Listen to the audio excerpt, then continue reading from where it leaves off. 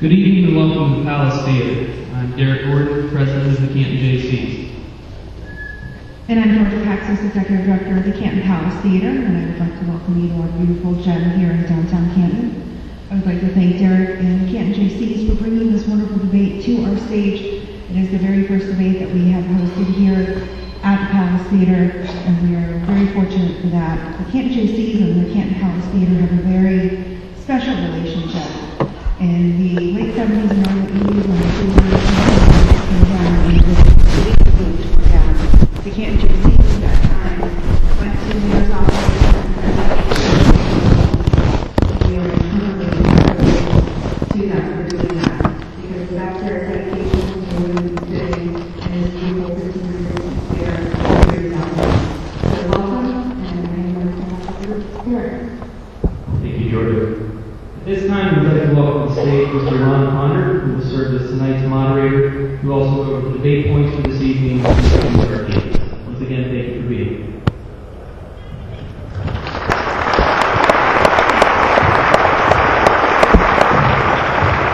Good evening, everyone.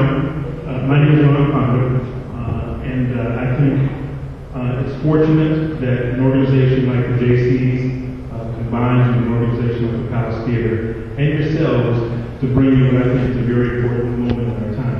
There are a lot of issues facing our country, and one of these individuals, or one of the three individuals running for Congress, will be knee-deep in those issues. So I think it's important that we hear from them firsthand who they are, what they are, why they will run, and their answers to specific questions. They've chosen straws backstage to see who would go first and which podium who would stay at. That's been chosen. And I'm going to ask a minimum of 6 questions, and then you guys in the audience have been given cards, and hopefully you put some questions on there as well. And I will try to ask at least 6 of those questions. And then each candidate will also have time to rebut each other if the situation warrants it. I don't put a lot of us into some strict debate rules. I think sometimes that hampers discussion. I want us all to come out here knowing a lot more than what we know right now about our candidates and about where they stand. I have to say this though, and I'm going to read it so I don't mess it up. Any inappropriate behavior, including excessive applause, shouting, audible commentary, distracted behavior, or other outbursts by members of the audience is strongly discouraged. Individuals engaging in such behavior will be subject to removal by Canton Police Theater staff, accompanied by the Canton Police Department. Now, I know I didn't have to say that, but I wanted to say that and get it out of the way. Okay.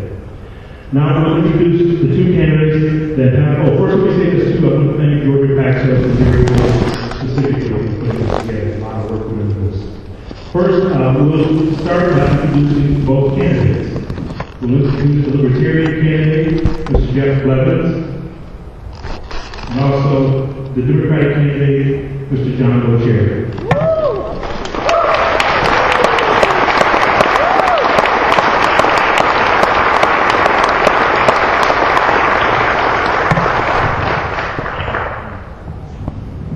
Good evening, gentlemen.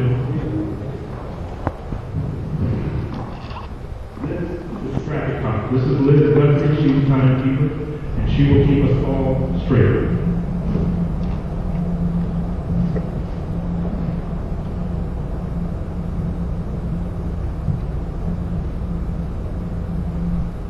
Now, backstage, each gentleman had the opportunity to choose going first or going second, also the podium that they chose. So I believe Mr. Blevin will answer the first question. Am I correct? Okay. Healthcare law was passed in March 2010. Oh, I'm sorry.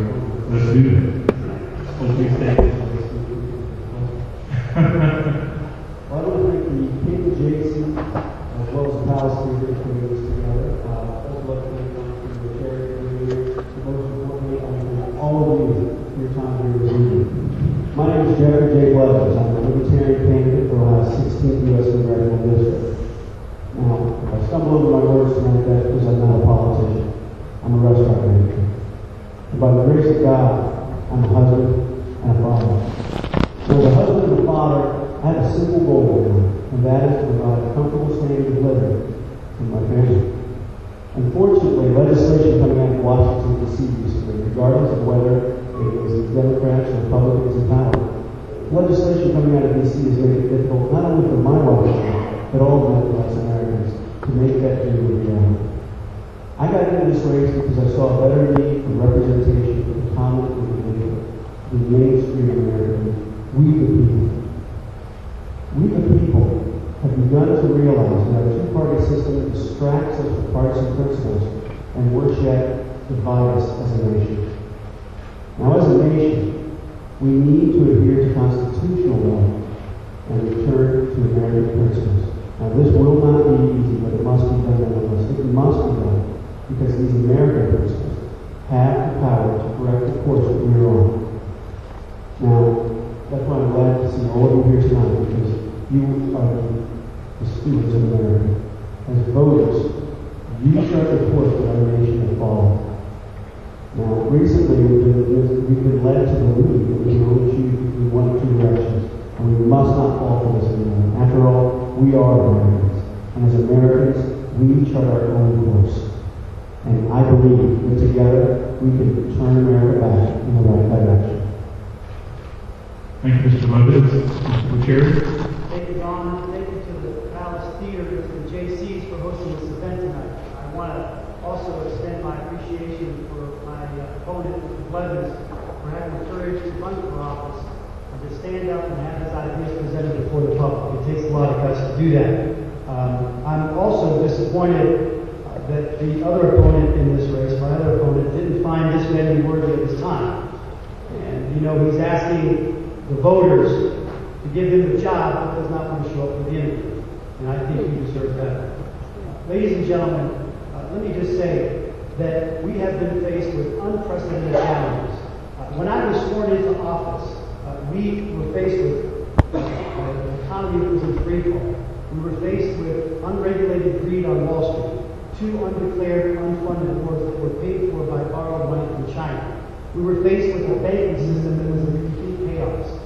And just one of those issues alone is enough for any one Congress to handle. But combine all of those, and you have a scenario of great challenges. We worked hard to make sure our economy did not go off the cliff by investing in people, by investing in our schools, by investing in a new economy, to make sure that we plant the seeds for an economy that grows jobs, that moves away from a consumption-based economy that has financial bubbles and that has, energy gluts. So we want to focus on an economy that has innovation, high technology, that's export-driven, and we do that by investing in our people. We've begun to see the fruits of that. We've seen 11 consecutive months of economic growth. We've begun to see the economy grow. When I took office in January, we were losing 700,000 jobs a month. We've now seen the economy grow. To this year alone, we've actually created 860,000 private sector jobs. This is the type of investment that we need in our people. And I'm so proud to stand here before you tonight and talk about those great issues that are affecting our country.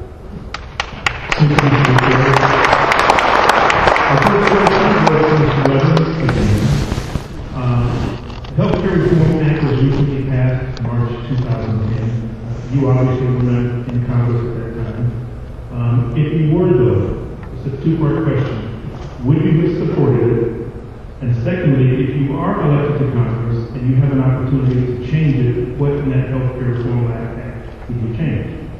I would not support the legislation that was passed simply because looking at the bill, I simply cannot condone allowing the federal government to mandate that any American has to purchase any good or service. If I'm in Congress, if I'm so honored to be elected to Congress, I would fight to repeal the legislation and impose constitutional measures to achieve many of the same goals that that legislation provides for. I think under Article 1, Section 8 of the United States Constitution, we could allow insurance companies, agents and sellers to sell their insurance services across state lines to increase competition, driving down prices.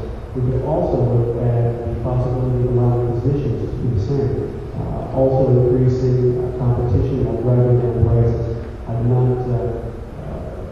I also want to comment on reducing the amount of use that's currently in the Medicaid, or the medical field for Medicaid. By simply introducing a simple $3 to $5 copay, regardless of HMO status, we can curb a lot of the abuse that's currently going on, which would also do even more to reduce the costs of medical insurance and medical providers. By reducing all of these costs across the board, we can then not only with the Constitution, but we can also make much more, make healthcare insurance much more accessible to all people, regardless of pre-existing conditions or high-risk status. Okay, thank you, Mr. Blevin. And Mr. Boccieri, you were in Congress at that time. You did vote for the Health Reform Act. But if you're re-elected and there's a movement to change that, change the provisions of the law, which ones would you like to see changed? Thank you, Ron. I ran on a position in 2008 for reforming our healthcare system, and I would differ from my opponents who both want to repeal what we've done in Congress. I had a small business owner, a woman come up to me recently. She said, Congressman, I'm really concerned about this healthcare law. I said, ma'am, what are you concerned about? Are you okay with the fact that we're allowing children to stay on their parents' plan to the 26th? Yeah, Congressman, I really like that one. I said, are you okay with the fact that we're now ending pre-existing conditions for children and that they can get insurance cards? She said, I like that one too. I said, well, okay, how about the fact we're giving small business owners a 35% tax break this year if they offer insurance to their employees, and up to 50% by 2014. She said, I really like that one.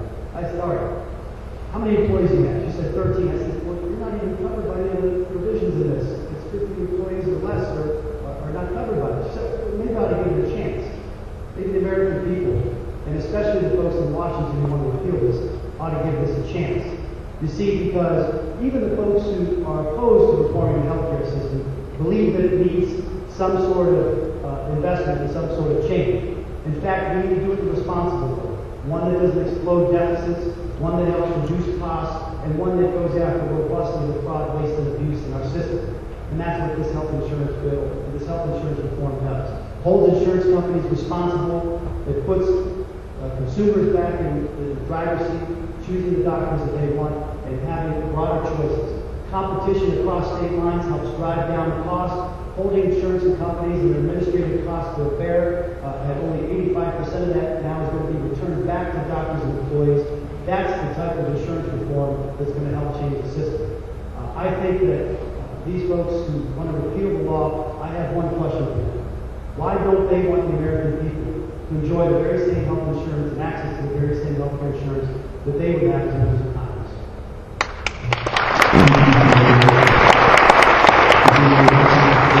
I would like to say that we feel that all the Americans, regardless of whether they're working in the House of Congress or the House of Representatives or at a local restaurant, I think all of us deserve access to the same affordable health care. Okay. The next, did you want to react to that? If I could respond to that, Ralph Reagan himself, one of the service district very honorably, scolded the Congressional Republicans for not working with the majority to help reform our healthcare system and help reform and create a national income policy. He did that in the Washington newspaper. And I just believe that, look, whether we agree with what is passed or not, we've got to give it time to work and make sure that we set the parameters straight for insurance